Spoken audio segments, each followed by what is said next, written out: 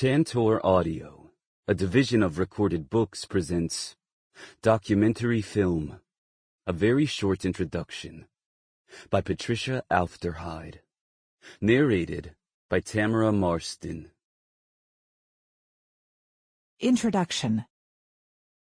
This introduction to documentary film is directed to people who like watching documentaries and want to know more about the form, to people who hope to make documentaries and want to know the field and its expectations, and to students and teachers who hope to learn more and tell others what they have learned. Documentary film is organized to present an overview of central issues and then to discuss different subgenres. I particularly wanted to use categories that could address concerns about objectivity, advocacy, and bias that have always swirled around documentary, but with renewed vigor since the breakthrough popularity of Fahrenheit 9/11. One could easily select or add other categories, such as music, sports, labor, diary, and food. I selected the ones used in this book because they are common categories in the documentary marketplace, and because they raise important issues about truth and representing reality. This thematic organization allows you to enter the subject matter easily through the kind of film that first attracted you to it, and it allows me to make connections between historical eras and to demonstrate the ongoing nature of core controversies in documentary. Those who prefer a more straightforward chronology may note that each of the subgenre chapters is organized chronologically, with the exception of the propaganda chapter, which focuses largely on World War II. So, after listening to the first 4 chapters, which establish the core issues and early documentary history, one can listen to the first sections of the various subgenre chapters and then return to the next section of each of the chapters. Since the material is drawn not only from scholarship but from my 4-decade experience as a film critic, it reflects my interests and limitations. Most of the scholarship I refer to is written in English, and I have a bias toward long-form documentary and the work of independent filmmakers. I was originally attracted to documentary by the promise that has drawn so many makers to the form, one that the noted editor and critic Dziga Vertov, in an essay concerned with the threat to documentary by digital manipulation, described as the gut feeling that if people were allowed to see freely, they would see truly, perceiving their world as open to scrutiny and evaluation, as being malleable in the way film is malleable. I have found the work of filmmakers such as Les Blanc, Henry Hampton, Pirjo Honkasalo, Barbara Koppel, Kim Longinotto, Marcel Ophuls, Gordon Quinn, and Agnes Varda to be inspiring. Chapter 1. Defining the documentary. Naming. Documentary film begins in the last years of the 19th century with the first films ever projected, and it has many faces. It can be a trip to exotic lands and lifestyles, as was Nanook of the North from 1922. It can be a visual poem, such as Joris Evans' Rain from 1929, a story about a rainy day set to a piece of classical music in which the storm echoes the structure of the music. It can be an artful piece of propaganda. Soviet filmmaker Dziga Vertov, who ardently proclaimed that fiction cinema was poisonous and dying, and that documentary was the future, made Man with a Movie Camera in 1929 as propaganda both for a political regime and for a film style. What is a documentary? One easy and traditional answer is not a movie, or at least not a movie like Star Wars is a movie. Except when it is a theatrical movie like Fahrenheit 9/11 from 2004, which broke all box office records for a documentary. Another easy and common answer could be a movie that isn't fun, a serious movie, something that tries to teach you something. Except when it's something like Stacy Peralta's Riding Giants from 2004, which gives you a thrill ride on the history of surfing. Many documentaries are cannily designed with the express goal of entertainment. Indeed, most documentary filmmakers consider themselves storytellers, not journalists. A simple answer might be a movie about real life. And that is precisely the problem. Documentaries are about real life. They are not real life. They are not even windows onto real life. They are portraits of real life, using real life as their raw material, constructed by artists and technicians who make myriad decisions about what story to tell to whom, and for what purpose. You might then say, a movie that does its best to represent real life, and that doesn't manipulate it. And yet there is no way to make a film without manipulating the information. Selection of topic, editing, mixing sound are all manipulations. Broadcast journalist Edward R. Murrow once said, "Anyone who believes that every individual film must represent a balanced picture knows nothing about either balance or pictures." The problem of deciding how much to manipulate is as old as the form. Nanook of the North is considered one of the first great documentaries, but its subjects, the Inuit, assumed roles at filmmaker Robert Flaherty's direction, much like actors in a fiction film.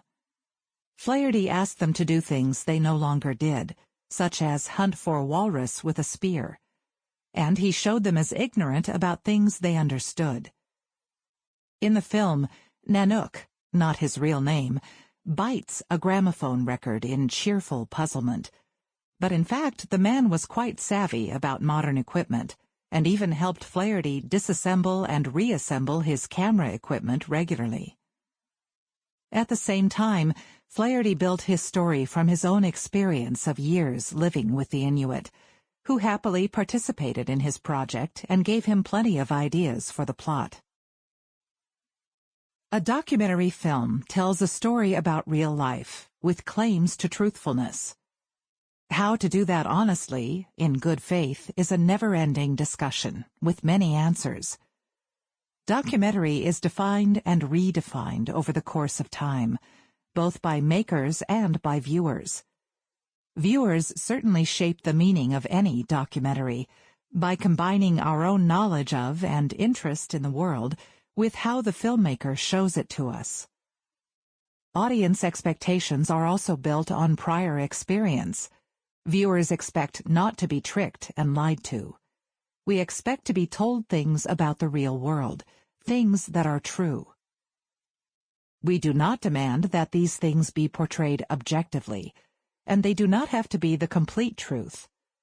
The filmmaker may employ poetic license from time to time, and refer to reality symbolically, an image of the Colosseum representing, say, a European vacation. But we do expect that a documentary will be a fair and honest representation of somebody's experience of reality.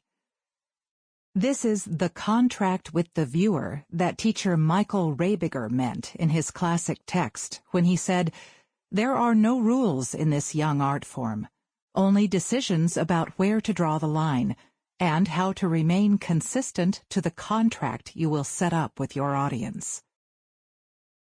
Terms. The term documentary emerged awkwardly out of early practice. When entrepreneurs in the late 19th century first began to record moving pictures of real-life events, some called what they were making documentaries. The term did not stabilize for decades, however. Other people called their films educationals, actualities, interest films, or perhaps referred to their subject matter, travel films, for example. John Grierson, a Scot, decided to use this new form in the service of the British government, and coined the term documentary by applying it to the work of the great American filmmaker Robert Flaherty's Moana from 1926, which chronicled daily life on a South Seas island. He defined documentary as the artistic representation of actuality, a definition that has proven durable probably because it is so very flexible. Marketing pressures affect what is defined as a documentary. When the philosopher-filmmaker Errol Morris's The Thin Blue Line from 1988 was released in theaters, public relations professionals downplayed the term documentary in the interest of ticket sales. The film is a sophisticated detective story. Did Randall Adams commit the crime for which he is sentenced to die in Texas? The film shows the dubious quality of key witnesses' testimony. When the case was reopened and the film entered as evidence, the film's status suddenly became important, and Morris now had to assert that it was indeed a documentary. Conversely, Michael Moore's first feature, Roger and Me, from 1989, a savage indictment of General Motors for precipitating the decline of the steel town of Flint, Michigan, and a masterpiece of black humor, was originally called a documentary. But when journalist Harlan Jacobson showed that Moore had misrepresented the sequence of events, Moore distanced himself from the word documentary. He argued that this was not a documentary but a movie, an entertainment whose deviations from strict sequencing were incidental to the theme. In the 1990s, documentaries began to be big business worldwide, and by 2004, the worldwide business in television documentary alone added up to $4.5 billion of revenues annually. Reality TV and docu-soaps, or real-life miniseries, set in potentially high-drama situations, such as driving schools, restaurants, hospitals, and airports, also burgeoned. Theatrical revenues multiplied at the beginning of the 21st century.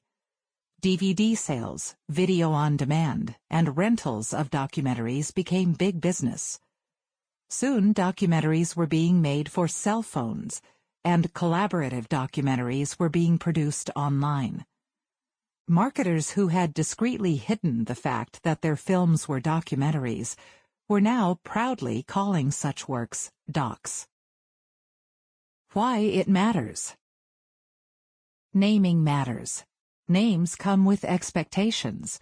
If that were not true, then marketers would not use them as marketing tools. The truthfulness, accuracy, and trustworthiness of documentaries are important to us all because we value them precisely and uniquely for these qualities. When documentarians deceive us, they are not just deceiving viewers, but members of the public who might act upon knowledge gleaned from the film. Documentaries are part of the media that help us understand not only our world, but our role in it, that shape us as public actors.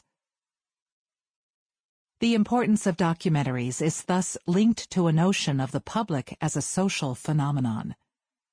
The philosopher John Dewey argued persuasively that the public, the body so crucial to the health of a democratic society, is not just individuals added up. A public is a group of people who can act together for the public good, and so can hold to account the entrenched power of business and government. It is an informal body that can come together in crisis if need be. There are as many publics as there are occasions and issues to call them forth. We can all be members of any particular public, if we have a way to communicate with each other about the shared problems we face. Communication, therefore, is the soul of the public. As communications scholar James Carey noted, reality is a scarce resource. Reality is not what is out there, but what we know, understand, and share with each other of what is out there. Media affect the most expensive real estate of all, that which is inside your head. Documentary is an important reality-shaping communication because of its claims to truth. documentaries are always grounded in real life and make a claim to tell us something worth knowing about. True, consumer entertainment is an important aspect of the business of filmmaking, even in documentary. Most documentary filmmakers sell their work, either to viewers or to intermediaries such as broadcasters and distributors. They are constrained by their business models. Even though documentary costs much less than fiction film to make, it is still much more expensive to produce than, say, a brochure or a pamphlet. Television and theatrical documentaries usually require investors or institutions such as broadcasters to back them. And as documentaries become ever more popular, more of them are being produced to delight audiences without challenging assumptions. They attract and distract with the best working tools, including sensationalism, sex, and violence. Theatrical wildlife films, such as March of the Penguins from 2005, are classic examples of consumer entertainment that use all of these techniques to charm and alarm viewers, even though the sensationalism, sex, and violence occur among animals. Paid persuaders also exploit the reality claims of the genre, often as operatives of government and business. This may produce devastating social results, as did Nazi propaganda, such as the viciously anti-Semitic The Eternal Jew from 1937. Such work may also provoke important positive change. When the Roosevelt administration wanted to sell Americans on expensive new government programs, it commissioned some of the most remarkable visual poems made in the era, those by Père Lorentz and a talented team. Works such as The Plow That Broke the Plains from 1936 and The River from 1938 helped to invest taxpayers in programs that promoted economic stability and growth. In its short history, however, documentary has often been made by individuals on the edges of mainstream media, working with a public service media organization such as public broadcasting, with commercial broadcasters eager for awards, with nonprofit entities, or with private foundation or public education funds. On the margins of mainstream media, slightly off-kilter from status quo understandings of reality, many documentarians have struggled to speak truthfully about and to power. They have often seen themselves as public actors, speaking not only to audiences but to other members of a public that needs to know in order to act. Some recent examples demonstrate the range of such activity. Brave New Film's Walmart, The High Cost of Low Price from 2005 is an impassioned, didactic argument indicting the large retail superstore for such practices as inadequate medical plans for employees and the willful destruction of small businesses. It does not strive for balance in representing Walmart's point of view. It does strive for accuracy in representing the problem. The film was made for action. It was used to organize legislative pushback and social resistance to the company's most exploitive practices. Walmart aggressively countered the film with attack ads, and the filmmakers countercharged Walmart with inaccuracy. Bloggers and even mainstream media picked up the discussion.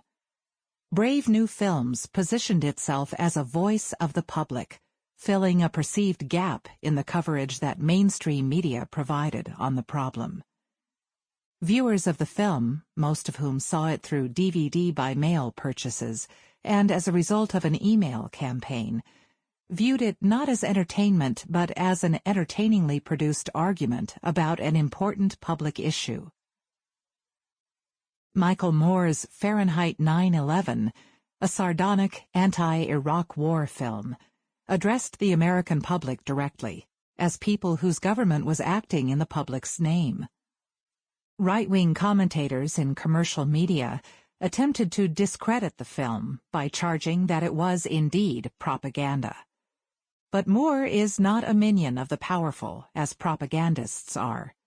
He was putting forward, as he had every right to, his own view about a shared reality, frankly acknowledging his perspective.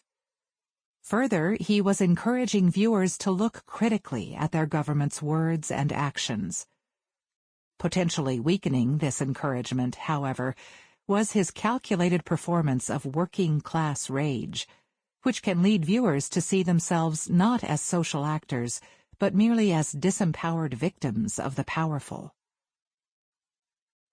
Other recent documentaries for public knowledge and action use techniques designed to attract interest across lines of belief. Eugene Jarecki's Why We Fight, from 2005, showcases an argument about the collusion between politicians, big business, and the military to spend the public's money and lives for wars that do not need to be fought. Jarecki deliberately chose Republican subjects who could transcend partisan politics and speak to the public interest. In Davis Guggenheim's An Inconvenient Truth, from 2006, Al Gore and Davis Guggenheim, in an easy-to-understand presentation, let scientific data speak to the urgency of the issue. The director of the NASA Goddard Institute for Space Studies, Jim Hansen, noted the public value of the work, saying, "Al Gore may have done for global warming what Silent Spring did for pesticides. He will be attacked, but the public will have the information needed to distinguish our long-term well-being from short-term special interests." Styles can be dramatically different in order to accomplish the end of public engagement. Judith Helfand and Dan Gold's Blue Vinyl, from 2002, employs the personal diary format to personalize a problem. The film follows Helfand as she takes a piece of her parents' home's vinyl siding and discovers the cancer-causing toxicity of vinyl at the beginning and end of its life cycle. It creates dioxin. Helfand becomes a representative of the public, people who need inexpensive siding and also suffer the health consequences of using it. Brazilian José Padilha's Bus 174, from 2002, in retelling a sensational news event in Rio de Janeiro, the hijacking of a bus, a several-hour standoff, and ultimate death of both hijacker and a bus rider, telecast live, brings viewers both into the life of the hijacker and the challenges of the police. By contrasting television footage that had glued viewers to their sets for an entire day, along with investigations into the stories leading up to the event, the film reframes the news as an example of how endemic and terrible social problems are turned into spectacle. 3 Rooms of Melancholia, from 2005, an epic meditation by Finnish filmmaker Pirjo Honkasalo, draws viewers into the Russian war against Chechnya by creating an emotional triptych. In Longing, her camera caresses the earnest faces of 12-year-old cadets in St. Petersburg, training to fight Chechens. In the second part, Breathing, a local social worker visits the sad apartments of Grozny under siege, where daily life problems become insuperable.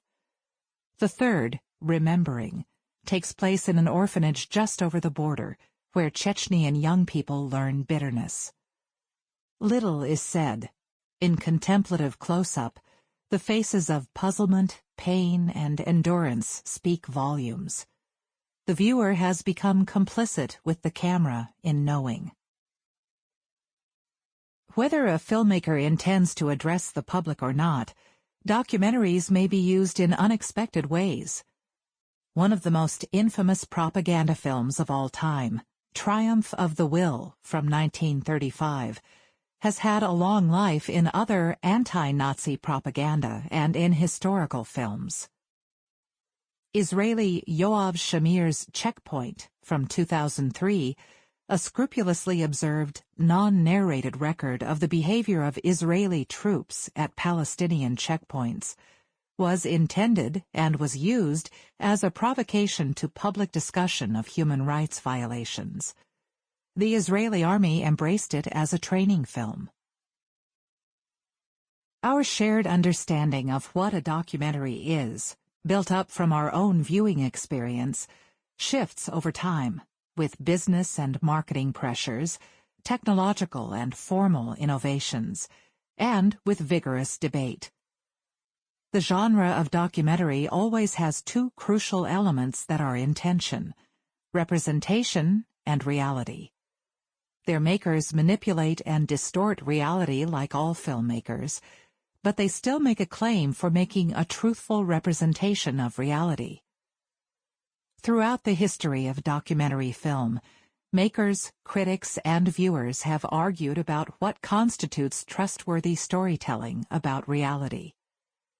This audiobook introduces you to those arguments over time, and in some of its popular subgenres.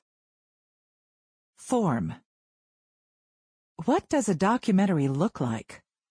Most people carry inside their heads a rough notion of what a documentary is. For many of them, it is not a pretty picture. A regular documentary often means a film that features sonorous voice of God narration, an analytical argument rather than a story with characters, headshots of experts leavened with a few people-on-the-street interviews, stock images that illustrate the narrator's point, often called B-roll in broadcasting, perhaps a little educational animation, and dignified music. This combination of formal elements is not usually remembered fondly. A common response to a pleasant theatrical experience is, "It was really interesting, not like a regular documentary." In fact, documentarians have a large range of formal choices in registering for viewers the veracity and importance of what they show them. The formal elements many associate with regular documentary are part of a package of choices that became standard practice in the later 20th century on broadcast television, but there are quite a few more to be had. This chapter provides you with several ways to consider the documentary as a set of decisions about how to represent reality with the tools available to the filmmaker. These tools include sound, ambient sound, soundtrack music, special sound effects, dialogue, narration; images, material shot on location, historical images captured in photographs, videos, or objects; special effects in audio and video, including animation; and pacing, length of scenes, number of cuts, script or storytelling structure. Filmmakers choose the way they want to structure a story, which characters to develop for viewers, whose stories to focus on, how to resolve the storytelling. Filmmakers have many choices to make about each of the elements. For instance, a single shot may be framed differently and carry a different meaning depending on the frame. A close-up of a father grieving may say something quite different from a wide shot of the same scene showing the entire room. A decision to let the ambient sound of the funeral dominate the soundtrack will mean something different than a swelling soundtrack. Since there is nothing natural about the representation of reality in documentary filmmakers are acutely aware that all their choices shape the meaning they choose. All documentary conventions, that is, habits or clichés in the formal choices of expression, arise from the need to convince viewers of the authenticity of what they are being told. For instance, experts vouch for the truthfulness of analysis. Dignified male narrators signify authority for many viewers. Classical music connotes seriousness. Challenges to conventions stake an alternative claim to authenticity. At a time when ambient sound could be collected only with difficulty, conventions of 35mm sound production included authoritatively delivered narration. They also included lighting and even staging, appropriate to the heavy, difficult-to-move equipment. Some documentaries used careful editing between the crafted compositions of each scene to create the illusion of reality before the viewer's eyes. When filmmakers began Sample complete. Ready to continue?